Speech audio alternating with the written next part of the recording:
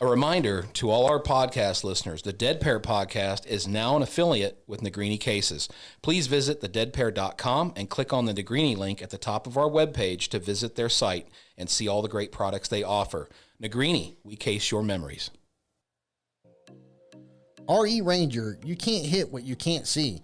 With 14 clay sight lenses manufactured by Carl Zeiss Vision, Ranger lenses add target clarity and contrast no matter the lighting condition. Visit RERanger.com for all your shooting eyewear needs. Free shipping and returns in the U.S. on orders of $90 or more. And if you use the code DEADPAIR at checkout, you will save 10% off your order. See it further, see it faster, see it with precision with RE Ranger. Welcome to the Dead Pair Podcast with your hosts, Jason Rambo and Sean Alley. We bring you all things sporting clays. Our focus is bringing new shooters to the sport and helping all shooters by giving you the most useful info from coaches, pro shooters, gun clubs, product and service specialists. The Dead Pair Podcast, what every shotgun shooter wants to hear. Paul?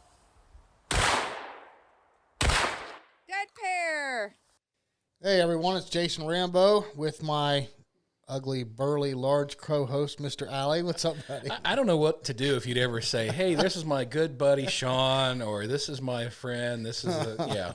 It's always the big, ugly Sasquatch guys. That's all right. I got big shoulders. I can handle it. See, well, you know, it's all in love. Don't worry. It's all right. Yeah, well. Call it what it is. If I came in saying nice things, you would think something was wrong. And yeah, I'd look at you funny and say, what do you want? Yeah, you'd probably be weirded out for the whole podcast. I would. How you been, bud?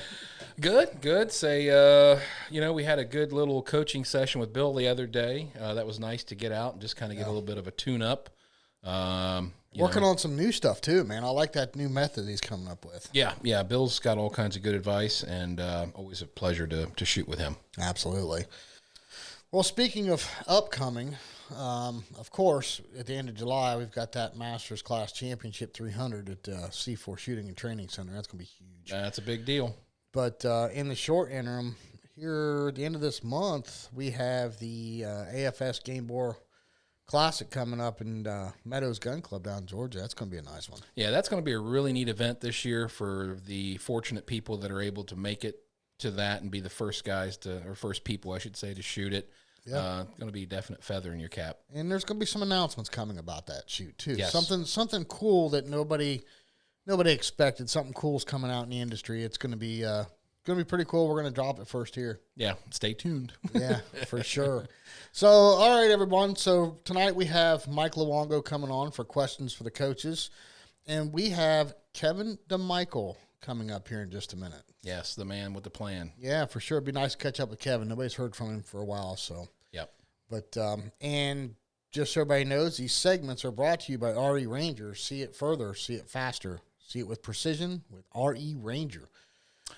What do you think, Sean? We got a plate full of tournaments coming up, man. Yeah. There's going to be some good ones. I know the Cardinal Center's hosted the SCTP Collegiate. And we're going to be there, large and in charge. We're going to have a tent and a booth set up. Yep. Hopefully get with some of the collegiate shooters. I know Sam Lacrosse said he would be there with his whole team from Alabama. Yep. So they'll be there as well as a lot of other big teams. So it'll be nice to really pick their brains, see how things are going, and see how that tournament treated them. Yeah, and you all need to come by the booth and buy you a T-shirt, some stickers. Yes, just got the T-shirts done. Have to go pick them up, and we'll have them there for sale, so be one of the first people to have them, and then hopefully we'll be able to get them on our website for our listeners that aren't local, and we'll be able to sell them and get them shipped out to you. Yeah, heck yeah, plus some stickers for your buggy. Yep.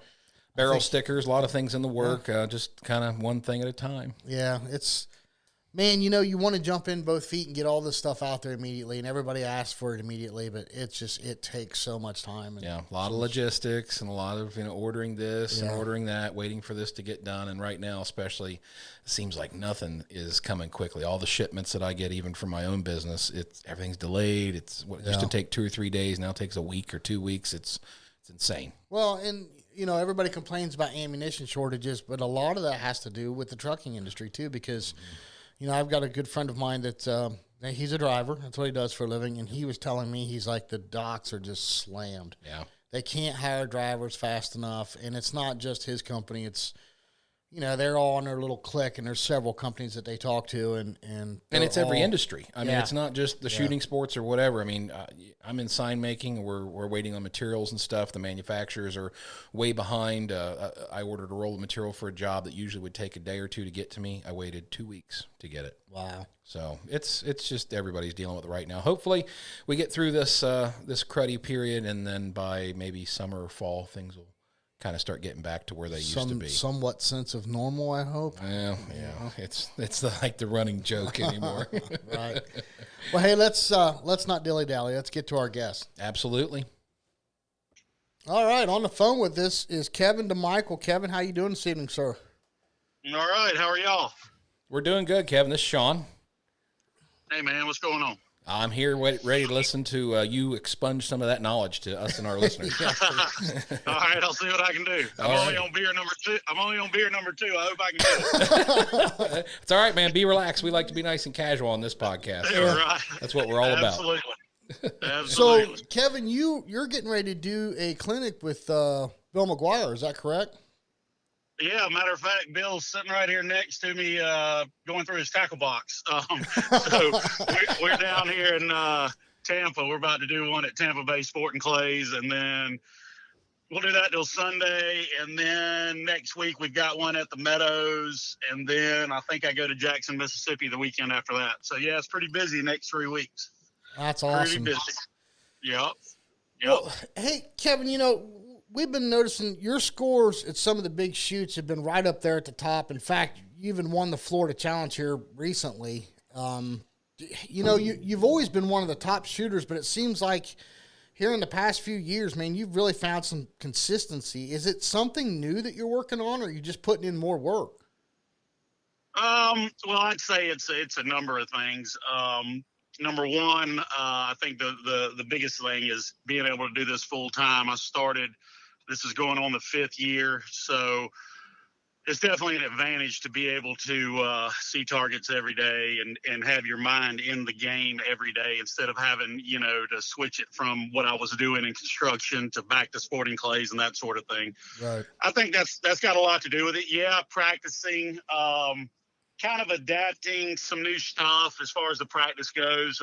Over the years, I've kind of changed my approach on some birds. I start to spend a little more time with targets. A lot of that's probably contributed to shooting with Keenbaum a little bit. He'll hang on to one, and I always give him fits about not being able to attack, and he always gave me fits about not being able to hang on to it. And I think we've bled that over to each other.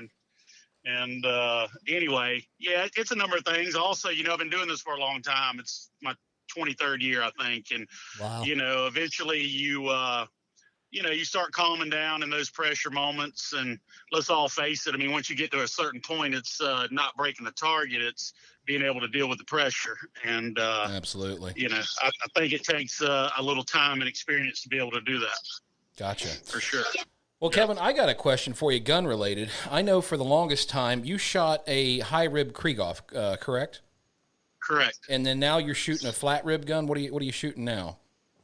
I'm shooting a regular Sporter Krieghoff. Okay. Well, so and the reason I'm asking this is this topic comes up all the time. So I also I shoot a high rib as well, and I initially got it. It's a DT11 with the ACS, so it has that high adjustable rib on it.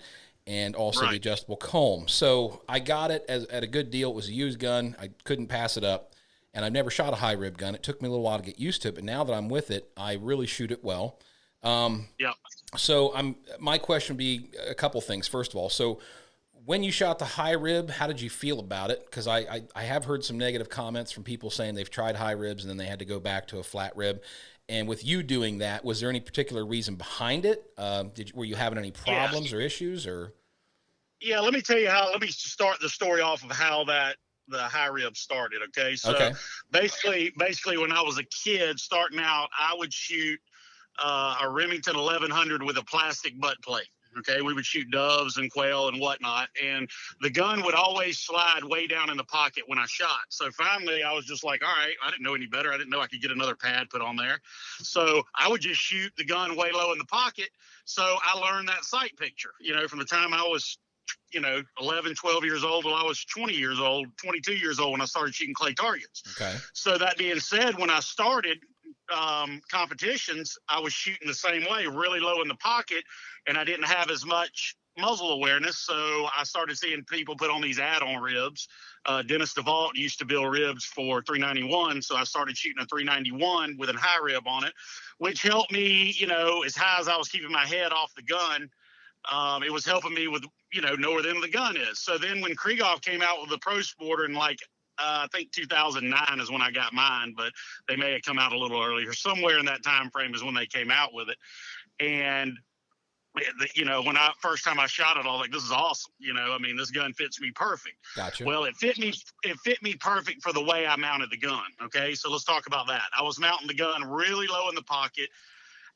If I had a Kickies pad, I was tearing a pad every 3 weeks at the screw hole. Okay. Oh, wow. So I was having to get new pads put on the back of those guns every 3 weeks. Wow. And finally, what was getting me was like big incomers and, sometimes some looping stuff.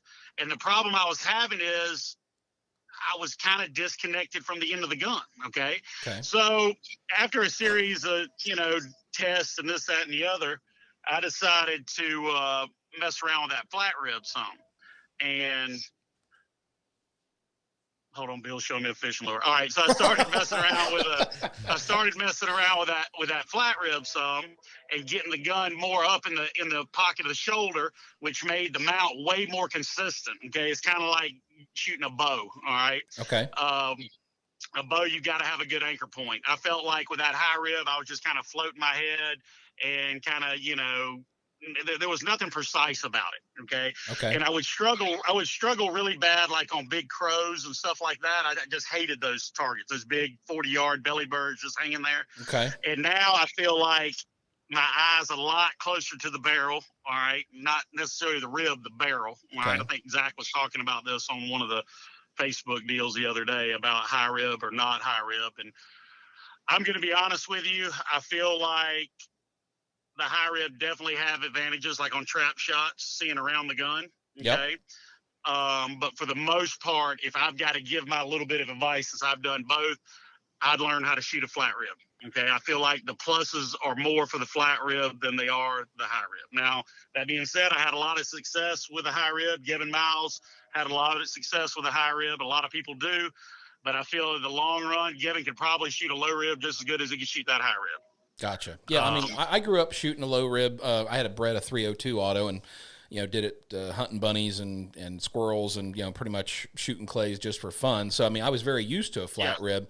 And then I went to a 687. But then I got this gun. So it did take a while for me to get used to it. I feel like I shoot it really well now, but I do know what you're talking about. There is some targets that present challenge for a high rib gun. I've learned to work around them at this point. But I guess the question is people starting off in the sport, if they're considering a high rib, which is, traditionally probably a better gun for trap shooter than anybody else, right. Would you pretty much just say steer clear of high ribs if you're going to get started? Well, I'm not going to. All right. So I guess I'm not going to say 100% steer clear of it, because obviously there's going to be a guy that, maybe has a long neck or long arms or something long, that's different. Me. That's me. Okay. So it might really help you. You might get all you can get out of a high rib and shoot it better than anything else. I think for the average person that grabs one off the shelf and the other off the shelf and they can point both of them, I think in the long run, the flat rib is the way to go. I feel like what you're talking about here is the triangle from your eye, the barrel to the target needs to be as small as possible. Okay. Gotcha. The bigger that triangle is, the eye to the barrel to the target, the harder it is to break it. Okay. The closer that triangle is from your eye to the barrel to the bird, the easier it is going to be to be consistent on that target. Okay. Yeah. And now, I'm a year into this flat rib. and I'm still find myself wanting to lift my head and stuff like that. I could get away with that pro sporter. So it's still, it's 10 years of shooting that high rib, trying to break some bad habits, but it's coming along pretty good. Yeah, that's what I was going to ask you is, how long is it going to take you to kind of, switch from the one to the other and feel really, like it's a part of you at this point, that probably takes some time. Yeah, it's right there. It's right there. By the middle of this year, it'll be right back to where it was. Good. I've shot the thing pretty good, so I feel good about it. And the other thing that I hadn't talked about is I hunt a lot. Okay. Yep. So in hunting season, I shoot a flat rib A400 camo gun extreme. And I always would come off a duck season and pick up that high rib and just be lost for the first couple hundred shells. I mean, literally, like, can't hit anything and got to get back to the gun being low in the pocket, just totally different. Now the transition from that to this is basically, it's the same thing. I hold them both the same way, and, I think it's going to work out good in the long run. Gotcha. One more thing before I pass the buck to Jason here. We ask this question a lot, and it's become one of our more popular things to ask. In your shooting career, can you mention or name one small thing that you feel that you changed with your game that made like the biggest difference? Like something simple or something just, it doesn't even have to be simple, I guess. Just one thing that really made a big difference for you overall in your game, more so than anything else, that helped you become a better shooter. Okay. Well, that's a tough one. One thing that sticks out to me is if we're talking about a shooter that feels like they're average, and then all of a sudden one day the light bulb switch and everybody starts to notice them, I feel like to make that switch, to make that get to that next gear, to get to that top 20 in the U.S., I started putting myself in situations where I shot with the best people around. Okay. When I go to a local shoot, which I tried to shoot a lot of back then, I would squad with the best shooters there. That was my goal. And I wanted to beat them. All right. And I felt like, that was the object. And I put the pressure on myself to beat them. And, never satisfied with second. I feel like trying to practice or shoot these little 100-bird tournaments with somebody better than you, if you pay attention, it's like a free lesson, and it also puts you in that pressure situation, which you're going to need to learn over and over and over again. Gotcha. You kind of rise to the occasion, so to speak. So that's definitely something you can do for free. Okay. A lot of this stuff, well, I needed this gun, I needed this, I needed that. Well, it doesn't cost you anything to go meet the master class shooter at the club that's really good and say, hey, I want to shoot on your squad. It doesn't cost you a dime. That's but you're good going to advice. learn a lot. Yeah. Yeah, that's you're going to learn advice. a lot. Yeah. Fantastic. Thank you. Yep. Well, Kevin, you seem to have like zero pre-shot routine. What I mean by that is you're really quick in the box. All right. I've noticed this a lot, and I know one time you said you made the comment that that anxiety, that conscious thought starts to creep in. So the quicker you can get in and out of there, the better. Can you explain a little bit of this, and why does it work so well for you, and do you recommend this to some of your students? All right. So let's start with the first part of the question, as far as is there a pre-shot routine? And so a lot of people's pre-shot routine is when they step in the box and the gun opens. All right. For me, if I'm not first, say if I'm second, third, fourth, or fifth, the pre-shot routine is done then. Okay. I'm looking, I got a quartering bird, I got a crossing bird. All right, I've got that tree limb nailed on the whole point. I've got this spot to come back to, all that's done before I step in there. Okay. So once I step in there and say trapper ready, the work's already been done behind the shooter in front of me. All right. Right. Now, obviously that process has got to speed up a little bit if I'm the first one in the box, if we didn't catch the squad ahead of us, say I'm the first shooter of the day. So once that's done, I feel like it turns into automatic. I turn into, let's get it.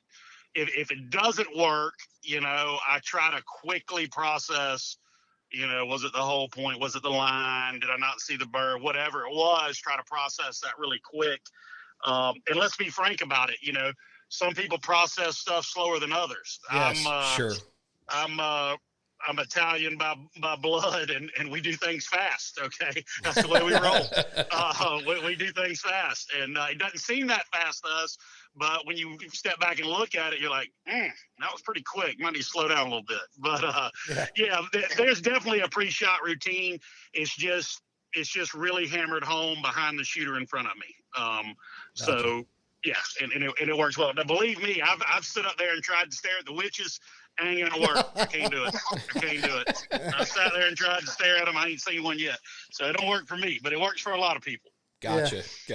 Yeah, I'd say if you watch Tom shoot and then you watch you shoot, you're like, there's night and there's day. So yeah, big time. I can go eat a burrito while Tom shoots and comes back. Well, I tell you what, as we're talking about coaching, here's another good one that we ask quite a bit. So along those same lines, let's say you got a student coming into you, and I don't know if they're maybe just a brand new student or maybe somebody that's been in the game just for a little bit. Have you ever had a student come in to where you feel like you were struggling to teach them, or they just didn't have like the knack for shooting sporting clays? And if you did, so what do you do about that? All right, so I'm going to tell you a story first. This is pretty funny. Okay. So the first year I was teaching full time, I had this guy come and maybe he won't hear this, but anyway, he was a baseball he was a baseball player, okay, and I can't remember if he was right-handed or left-handed, but he had an eye dominance issue, and the guy just wasn't getting it. Like, I'm like, dude, you're if he was right-handed, I was like, your left eye's taking over. I said, you're shooting, a mile in front of that bird and blah, blah, blah. We're going to have to do something with that eye. And he just wouldn't listen. I mean, he wasn't hearing it.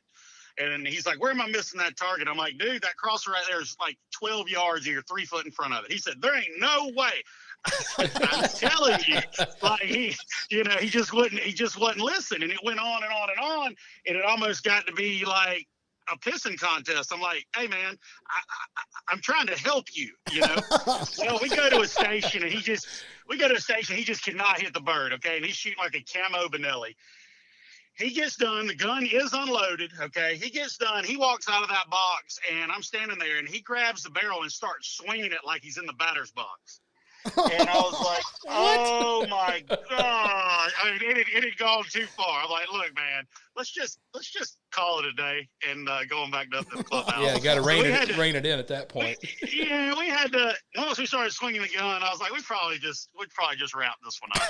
But I think you're gonna run into all skill sets. Okay. You're gonna run into a shooter that's never gonna be an A-class shooter. You're going to run into that person. Yeah. But what I honestly believe is you can help them with something, okay? Something. You may not get them 10 birds, you may get them 2. But there's something you're going to be able to help them with. There's something, all right? Whether it be stance, whole points, blah, blah, blah, etiquette, anything, something that you can give them that because once you realize, like, all right, I got a lot to work. I mean, there's not a whole lot to work with here. We got to be able to give them something, right? Gotcha. So we just don't want to stand there and say behind, and front. Try to give them something. Don't just, stand there and take their money, know? So you just try to, and that's another thing about being a coach is you got to really, really process the person very quickly. Like in the first 5 or 10 minutes, you got to be bam. All right, I got this. All right, this guy's a talker. This guy isn't a talker. This guy's aggressive. This guy's passive. You really gotta read into it pretty quick to see what you're dealing with. So there's a lot that goes into it, but I believe everybody can get something out of it.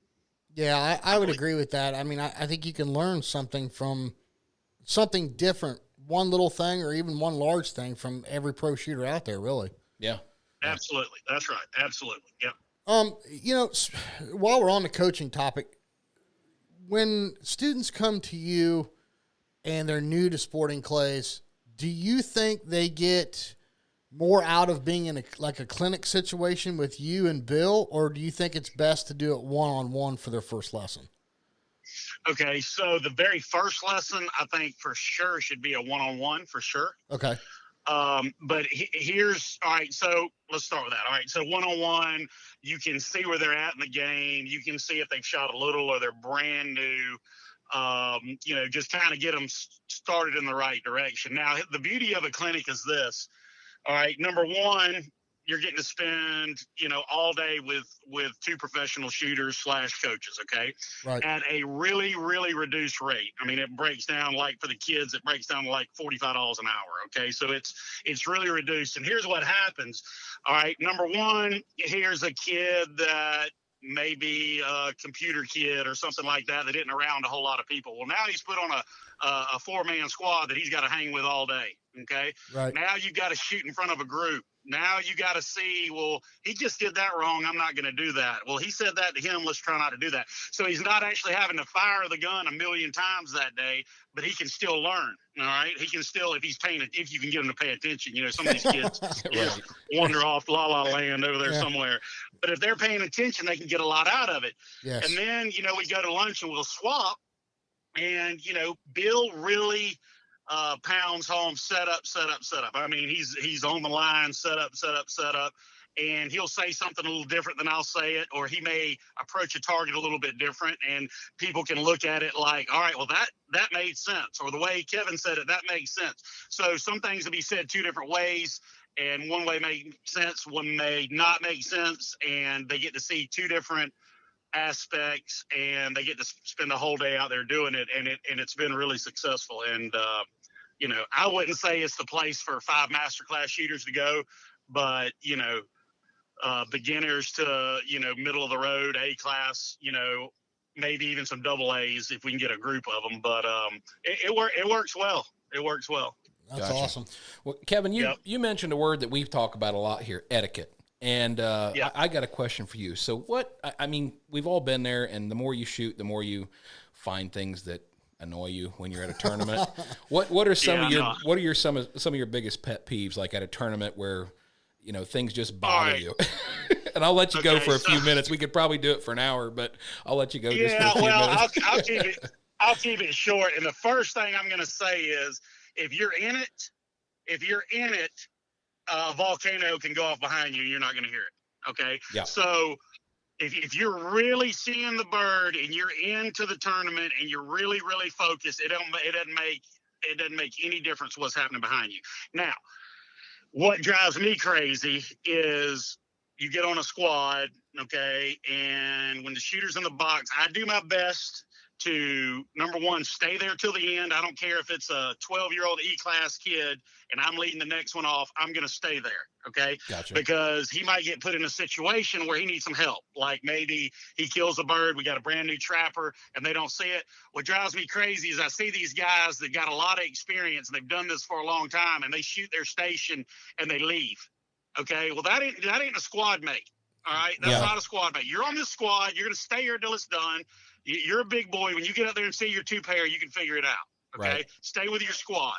All right. Now, the other thing is, obviously, if you're in the box and you got somebody 2 feet away having a conversation on 10, be like, all right, dude, let me shoot the 3 pair and then we can talk about it. Right. But as far as that goes, we're going to end up on some of these courses where the golf carts have to circle back and come past you, which, I'm not a big fan of, but you just got to, that's one of those things you just got to kind of deal with. But like I said, it's those days where things isn't going great. That's when all that stands out the most. Yeah. When everything's rolling and you have it, I'm telling you, a Cape Buffalo could be charging and you not know it, Gotcha.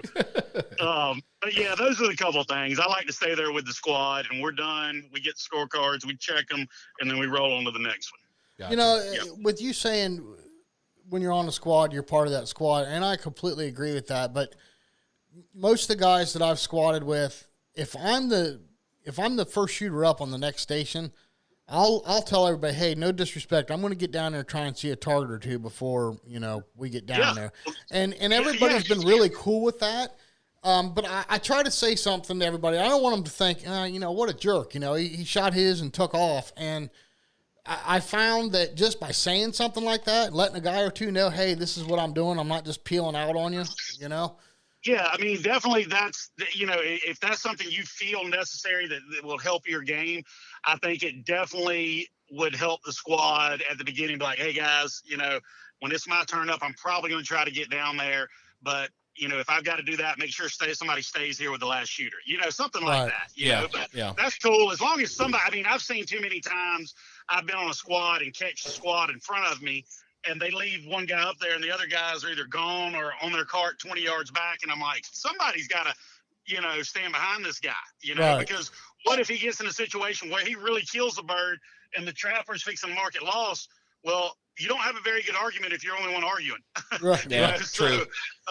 you probably need somebody to, obviously we're not begging for birds, but this does happen. All right. There's been, No, Kevin, I know. every- I know exactly what you're saying. I've been on both sides of that. I know for a fact. I mean, I broke a bird right in half, and he called, dead loss, and I'm like, no, and I turn around and there's nobody there. It's like crickets. I'm like, really, guys? You're done. Yep, you're done. And then there's been times when I've got a decent sized chip, I didn't see it, and all four guys behind me were like, no, he chipped that, So Right. it's like, That's right. well, you guys right. are getting lunch on me today, but I'm still waiting for mine.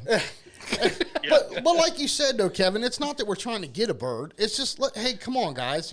Extra sets of eyes. That's right. We're trying to be fair here. Absolutely. And every now and then there's a guy you got to watch too that's trying to get them. Yeah. So you got to say like, nah, you didn't get that. So I've seen that go fair too. is fair. Yeah. Yeah, fair is fair. That's Absolutely. right. So Yep. listen, we've just about asked everybody on the show this question, and it's really interesting to hear everybody's answers. Everybody has a different perspective, and I know you're going to give us a good one. Okay. What do you see is something that needs to be done to help grow our sport, or what changes would you like to see that would help implement more growth in the sport? Okay.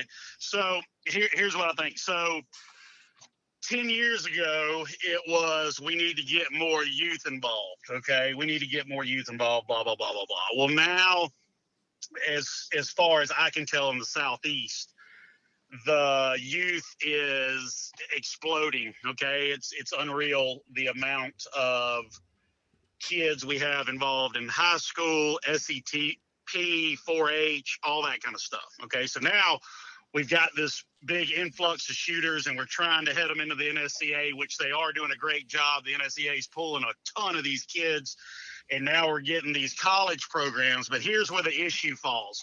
You're getting all these kids to come in and they're shooting, they're doing a great job, and then all of a sudden they're a sophomore, they're a junior in college, and then they're gone. Right. And the problem is, the problem is, how do you keep? It's a tough one. How do you keep that 22-year-old, 21, 22-year-old that doesn't have a trust fund sitting there? How do you keep them? Seriously, they're trying to figure out what they're doing with life, and $800 for the tournament is the rent, Right, exactly. So that's the gap that needs to be figured out, because if you can roll not even that, a quarter of those young kids that are going to college that used to shoot a ton, and all of a sudden now they're 22, 23 years old, and they're gone. You never see them again. Right. And they were, I've known kids I've gone to England with, and they hadn't, they were on Team USA as a junior, and now they hadn't fired a shell in 2 years. I just don't know what the answer is to that, but that's the section that needs to be looked at to make sure the sport keeps growing through the generations. Or if we don't figure that out, it's gonna start fading off. That's a very, very good point, and I think that is really, really tough to answer at the same time. Yeah, it is tough, but that's where a bunch of them are lost. Yeah, a bunch of them come back. We get a number of people that come back in their 30s, but we get a ton that come back in their 50s. Yeah. Right, and that's really 50, 60 years old is what keeps the sport alive. Those guys pump a bunch of money in and are out there to have a good time, and I am too. I mean, I love it. Right. But that age group, if we could figure out how to, keep that rolling, but it's a tough one. That's a tough spot in life when you're that age. I mean, you're trying to, do I want to buy shells or food? What do I do? Yeah. No, I get it. What do I do? Yeah. Well, Kevin, I wanted to circle back real quick. I missed a question I wanted to ask you. In regards to tournaments, specifically, on the days leading up to when you shoot a big tournament, do you do anything special with your diet, your sleep, your practice that you don't do typically before just shooting any old regular local tournament? He's laughing at you. I hear him chuckling. I'm waiting to hear. Yeah. All right, so a lot of people that know me good are going to laugh at this. I've gotten better. Okay, I do try to go to sleep before midnight. I used to hang out a little bit too long, but Partying days are getting behind us, Kevin. Yeah, I'm getting old. I'm getting old, and it's tough. But yeah, try to get enough sleep, and I would say definitely if you got that early rotation, that 8:00, 8:30, you need to get up 2 hours before that to get awake. And I always like to eat something before I get out on the course. And, I'm a big Diet Coke guy, so I drink Diet Coke all the way around. Kind of keeps me going. But I'd say get plenty of sleep and make sure you get up in time to get your body awake and don't stay at the bar too long the night before. All right. You know Bill Elliott, our coach, don't you? Oh, yeah. Yeah. Oh, yeah. Bill's a perfect example of this. I mean, he's got 2 little ones at home, and when he doesn't get a good night's sleep, it's like, man, are you shooting in Masters or C class? Yeah, it shows. Yeah. And, and then he shows up, and then he'll just lay down a number, take HOA here at a local tournament. It's like, man, where was this last tournament? He's like, dude, I got 8 hours of sleep last night. It makes all the difference in the world. So yeah, it does. It does for sure. Yep, plenty of sleep. So you were talking about the college kids, and it got me thinking. Okay. Have you seen the Masters Class Championship tournament coming up at C4? I have. Do you think that kind of payout would warrant more people staying in the sport longer? That's a great question. I mean, automatically, that kind of money demands attention, right? So. Yes. Okay. Yeah. They put up a bunch of money. It does demand attention. And let's be honest, when we're talking about keeping people in the sport and that age group we're talking about, they're trying to figure out how to make a dollar bill. And if you can make a living in the sport, I think, that would be huge. That would keep a lot more people interested. But I think a lot of them look at it and be like, I don't know if I can make a living doing that yet. Maybe something I got to come back to. But yeah, I mean, if that prize structure got put everywhere, and even bigger, I definitely think it would keep a lot more people in the game. There's a lot of guys that have kind of left, the Scott Robertsons and the John Kruger and that sort of thing, kind of just left the game because I think it got stale to them. But yeah, if you get those payouts back up and, people can hit some licks, I think it'd be great.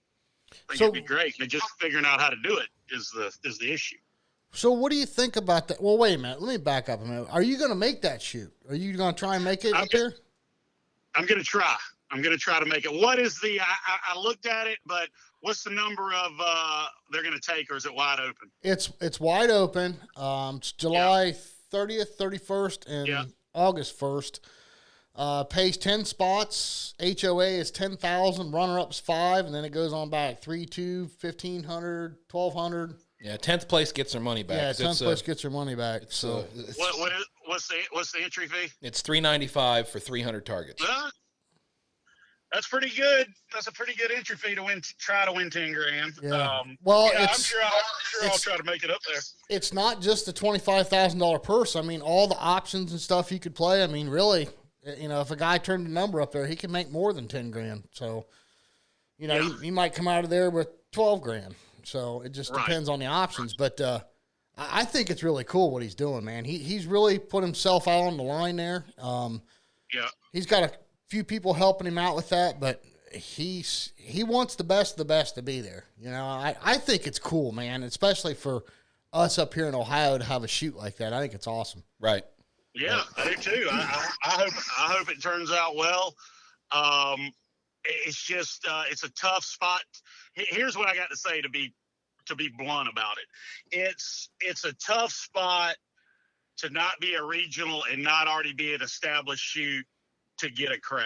It's just tough. Sure. All right. So with that shoot, it's pretty much a master class shoot. Okay. Yes. So you got to look at the number of people and on this one, the entry fee isn't that bad. So you're going to get some shooters, but these guys are looking at it saying, all right, can I win this or can I come in the top 5, blah, blah, blah, blah, blah. Is it going to be worth driving from Georgia to Ohio? Because basically we're competing for just money. Now, if this was a regional, so you could get Team USA points and that sort of thing with the money on top of it, it would be the biggest regional ever. Yeah. But a standalone, I'm going to be curious. I'm going to try to make it. I'm going to try to support it. I think that's a great idea. I'm glad he's doing it. But I'm going to be curious to see the numbers and who actually shows up to that shoot. I'm curious about that. I'm really curious. You might listen to our last podcast that just came out. Okay. We actually had Scott and Jolene, who's his head of marketing, in here for a podcast, and they talked about a lot of details, a lot of about that shoot. So you might check that out and maybe form another opinion. But for a guy that broke his first clay target last year, sporting clay target, and for him to put together a facility like this and put up a shoot like this, I think it's right. He's got to start. You got to give the guy props. He's got to start somewhere. Oh, you know? So absolutely, and that's one way to make a splash. Let's throw out some cash. Right. That's right. That'll always make a splash, right? So. Yeah, absolutely. Yeah, I'm glad he's doing it, and I'm going to try to make it for sure. Well, hey, listen, I know Bill's wanting to show you some more fishing lures. We got the rapid fire questions to do. You want to do those real quick with us? Yeah, go. All right, gun. Krieghoff. 32-inch? Yes. All right, screw-in chokes or fixed chokes? Screw-in chokes. Brand? Pure gold. Do you have a go-to constriction? 20,000s. 20,000s. All right, shells? Game Boy white gold. 7.5 or 8s? Let's go 7.5. Are you still an ounce in the 8th guy, or are you shooting 1 ounce now? Oh yeah, I'm shooting ounce and 8. Okay. Ounce and 8. Yeah. Glasses. Ranger. Oh, nice. They're actually part of the show now, so that's cool. All right, good. Ear protection. ESP. Vest or shell bag? Vest. Brand? Castellani. Nice. Yep. Kevin, man, I really appreciate you spending some time with us. I know you guys are driving down there and you're busy, but man, I really appreciate you coming on the show and talking to us. Yeah, it was a real pleasure, Kevin. Thank you. Yeah, well, I'm glad y'all gave me a call. I'm glad that y'all are doing what you're doing. I think it's great. Well, we appreciate that. Thank you very much. Hey, Kevin, do everybody a favor. If they want to get a hold of you for a lesson, what's the best way to get a hold of you? You can call me or text me on my cell at 478-256-1894, or you can go to kdshooting.com and send me an email. Okay, and one more time, not this one that you're going to, but the next 2 clinics you're doing, when and where, or do you have any spots available? Yeah, we've got a few spots left at the Meadows on the 20th and 21st, and then the next weekend I'm going to be in Jackson, Mississippi, which is just individual kind of 1 hour, 2 hour, 3 hour lessons deal. So the only clinic we've got me and Bill set up is one more next weekend, and then we're gonna get some more rolling and get them out there to everybody. Awesome. Cool. Well, yep. Kevin, thank you again, man. Really appreciate it. And tell Bill we said hi. And I will. Hopefully we'll get to talk to y'all again soon. All right. We appreciate it, y'all. Thank you, Kevin. Thanks, Kevin. All right. See you. Bye. Bye-bye. All right. On the phone with us for the questions for the coaches is Mike Luongo. How you doing, Mike? Doing just fine. How you guys doing tonight? Doing great, Mike. Nice to have you on the show. Yes, sir. Appreciate you guys. Well, once again, we were bombarded with questions. So we picked 2, and we wrote down the rest of them for the next time. But right off the bat, I got Seth from Florida asks, when you are picking your rotation for the main event, what do you prefer, and what rotations do you avoid, and why? Yeah, that's a great question. We've talked about that a lot. Basically, if you look, in my opinion, the best light of the day is kind of from that 11 o'clock to 2 o'clock area. I think the most popular rotation for a shooter trying to win the match in any class would be, the 11:30, 2:30, or some clubs do 2:30, 11:30, but they try to avoid that 8 o'clock, 8:30 rotation, for reasons of light. Let the sun get up. The morning sun's tough. Yeah. I shoot a lot, personally in the morning because my job, but I either got to get back, or it's not the best rotation, but like on a monthly shoot, one of the things I do to prep for a major, like, in San Antonio, you can't get away from the 8 o'clock rotation. I mean, you're shooting the warm up in the dark, and you're hoping that you start on a station with two birds way in the sky, something you can see. But I'll when I do get to go to some monthlies, I'll specifically shoot the first flight they let me, the earliest they let me on the course, just for practice for a major. Gotcha. All right, I'm going to take a stab at the second question here. Chase emailed us and asks this question: how do you suggest a shooter get their focus back and stay positive before a round in a tournament after shooting a bad practice round before going out? Yeah, I think that's a great question. I think basically, I tell people, hey, practice is practice, right? You got to stay positive. I deal with that a lot. It's like, I just had a bad round. I'll have a student call me. I'm leaving for the East Coast Championship tomorrow, and I had a bad round. And I'm like, okay, well, what went bad? I was really, missing quartering birds. And, I'll go through whatever we talk about our routine and how we're doing. And, I wasn't doing that. I think it's just more of a confidence thing than anything. Just kind of, you're only as good as your last shoot. That's what I tell people, right? And are you a firm believer in practicing before a tournament, or at least doing a warm-up before you go out there and shoot? I do. I think, that's a great one. I tell everybody, nobody's a machine, right? You turn a machine on, you turn a car on, it runs. We're not machines, right? Or we got to get our eyes focused. I mean, one tip I can give people is, before I wear prescription glasses, and I wear them every day. Like if I'm going to a shoot, I will put my glasses on an hour before I shoot, my shooting glasses, and just get my eyes accustomed to that color. Yes. My prescription, you know what I mean? I'm big into that. And I think, and you got to have short-term memory in this sport, as far as, back to that question, you're only as good as your last shoot. If you have a bad practice round, just kind of let it be and, kind of focus on the thing in front of you. Don't focus on what happened yesterday. I mean, how many times we see people shoot great scores and then bad scores? It happens. Right. Well, let me throw two things at you in regards to that, Mike, and I want to hear your opinion on this. Yep. So, Wendell Cherry said one time, I don't know of any professional sport where the players walk out on the field cold. Okay? Yep.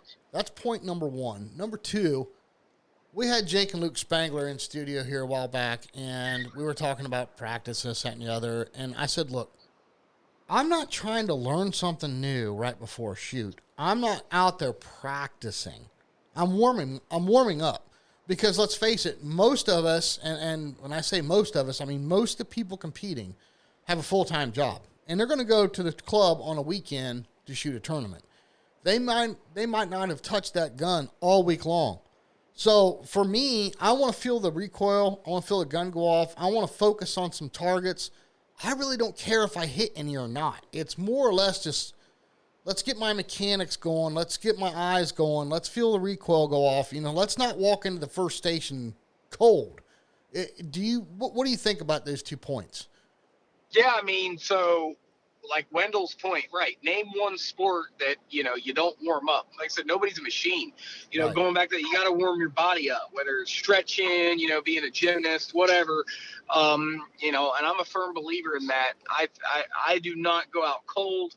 I get there extra early. Like I had to shoot, 3 days at the Seminole Cup. I had, 9 o'clock start times in different events, and I was out there an hour and a half before, just kind of get relaxed, make sure I had everything. And, I shot probably 50 to 75 targets before I even went out. Even if like Thursday, I shot 200 targets plus 75 warm-ups. But I felt like Thursday, as the more I shot, the better I got, because I hadn't shot all week, you know what I mean? And that was kind of getting me in the groove. I'm a big believer. Don't go out cold, even if it's 10 shots. Like, feel the recoil, get your eyes going. I mean, there's a lot of things. Get the gun moving. Somebody goes out cold, man, bless them. That's awesome. I mean, I personally can't do that. And I know guys that still shoot 100 before they go out. It's kind of personal preference. I wouldn't overdo it. I have also had students say, hey, I don't want to waste my hits. Well, shoot 10, shoot 20 shots. Just feel the gun go off. Try to shoot a few shots. Right. Yeah, that was Jake's comment. He said, I don't want to lose all my mojo before the tournament starts. right. Yeah, and some people don't, right? I have a buddy of mine. I mean, he he just shoots. He's like, I'm either going to hit him or I'm not. And I'm like, okay.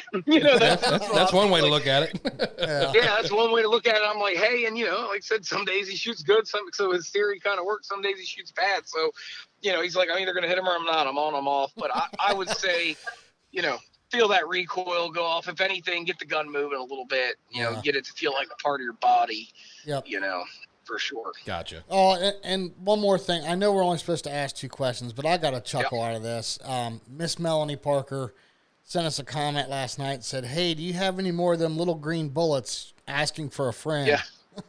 Yeah. Yeah.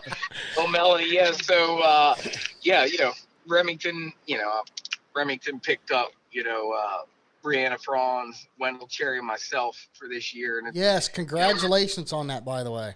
Yeah, we appreciate that. It's kind of, we were very happy because we're in a shell pandemic, as everybody knows. I mean, I'm still working on that every day. But little teaser, I do have the first batch of Remingtons come into my club. But more coming. I just can't kind of disclose. They're working, put it that way. They're working very hard to get shells back out. So hopefully that finds us a little bit of relief. I mean, even if it's a little bit. So, but yeah, I love my little green hammers. Yep. While we're on that, and I don't want to keep you, Mike, I will let you go here. Is because of the transition that took place with Federal, are they still keeping the Remington recipes? Is everything going to stay the same, or are they kind of switching it up a little bit, or? So I think we need to tell that to everybody. Yeah. So that's a question I get asked every day. So yeah, Remington is going to have the same exact recipe, right? Same exact shot towers. Nothing's going to change. And it was funny when they called me to say, hey, Mike, we want to bring, we're bringing these shells back out. Vista Group bought us, what do you recommend? And the first thing I said is don't change a single thing. Don't touch it. Don't touch them. Even like Derek, my buddy Derek Mine, he shoots the Federal, and Derek has nothing but praises to say about the Remington ammo as well. But yeah, I tell everybody we call it the big 3. Winchester, Remington, Federal. No specific order. Everybody can argue it, right? But they're 3 shells that you can't go wrong with. The American shells. Absolutely. They'll smash targets. And Remington's going to remain the same. I've actually test fired several cases of the new stuff that they produced, and it shoots just as good as the. You know what I mean? It's the same ammo. Yeah, if it's not broke, don't fix it, right? That's right. Well, Mike, thank you very much for doing this Questions for the Coaches segment with us. We're going to circle back to you here in a couple weeks when it's your turn again. And like I said, we've saved those extra questions that we've got in. And, man, we sure do look forward to catching back up with you. No problem, man. Thank you, guys. Yeah, thanks for coming back on the show, Mike. We appreciate it. Yes, sir. You got it. Y'all have a nice night. Hey, you too. Have a good evening. Got it. Yes, sir. Man, that was cool. Getting back with Mike Luongo. Yep. Questions for the Coaches. Great to have him back in here on the Dead Pair podcast, and always anxious to hear what he has to say. Yeah, for sure. Mike's an epitome of knowledge. Yeah, no doubt. Hey, I wanted to take a moment to plug something if I could. No, Sean, we don't care about your DT11. You know me. I go on and on and on and on about it, and I make fun of your Kohler. I know. I'm just kidding. No, I got a text from a friend of mine, Kevin Noyce, who's the coach at Cardinal for the Clay Crushers. Oh, okay. That's the Scholastic Clay Target program. They do trap shooting, skeet, sporting clays. They're just wanting us to do an announcement to the local people here in Central Ohio. They're in search of more boys and girls of all ages, from 5th grade on up, including college undergraduate students. Parental consent is necessary for anybody under 18. Whether you're new to the sport or have some experience, they're just looking for new people to join the club, and it would be a great place to go. And I know Kevin, he's very, very good coach, and be a good place to get started if you've never shot that before. Absolutely. And, really anybody in the nation, anybody that has an SCTP program that is wanting new kids to join, feel free to jump on our Facebook public group page. Feel free to post that. Yeah, post up. I mean, again, we're basically, because we're in Ohio, we're kind of plugging a lot of the local courses. But, if you're in Texas or Florida or Georgia or wherever, by all means, you have our permission. Put your information on our page to be shared with other shooters, and hopefully it'll bring some shooters to your door. Yeah, for sure. Going back to Mike, hey, questions for the coaches. Listen, everyone, we are going to have in-studio guests coming soon. So all you girls out there that have questions, this is going to be an opportunity for you. Excuse me, I'm hearing some of this for the first time myself. For you ladies to ask a lady instructor. Yes, and the person we're going to have is a very experienced shooter, and she does very well. Yes, she does. Very well. So, but no, please keep sending the questions for the coaches in. Don't wait for us to prompt you. At any time, you can send it to our Facebook page or email. Either way, please send them in, because the coaches are loving it. It's a way for them to keep in touch with everybody, and it's a great way to get your questions answered. Yeah, and we've had some great questions come through, so absolutely, it's been exciting to hear them. And also, I'd like to plug one more time the big giveaway from Cardinal, the corporate membership, 3,000 targets plus golf carts, value of $1,250. Somebody's going to win that fantastic prize package, and send those photographs in. Show us your shooting with your group and your friends. And one of our coaches, Bill's actually going to pick the winning photograph. So come on, bring them on. And might be one of the last times we mention it, because we're almost getting down there to where we April. Is it the first? April 1st. April 1st. We're going to be pulling the winner out of the hat. So get it in there. Get it in there. Yeah, for sure. And we've had some really good pictures come in, man. It's really cool to see people, big smile on their face, out busting targets with their buddies and stuff. So that's cool, man. And then we got big stuff coming up next weekend, Jason. Yes, we do. We are going to be at Cardinal Center for the SCTP Collegiate. I was about to say it. Man. Okay. Yeah, you got this. I got this. All right. But anyway, yeah, we're going to be there. Large and in charge. We're going to have our booth set up. Just look for our Easy Up. Can't miss it. Sean, by the way, out of the park, man. Great job on that one. Yeah, and we're going to set up back by the Sporting Clays course. We won't be on the trap line. We'll be back in the woods on the Sporting Clays course if you're looking for us. Right by or at the lodge. So, and then we're going to have T-shirts and some stickers for sale. Come by and see us. Shake our hands. Love to meet you. Love to talk to you. Yes.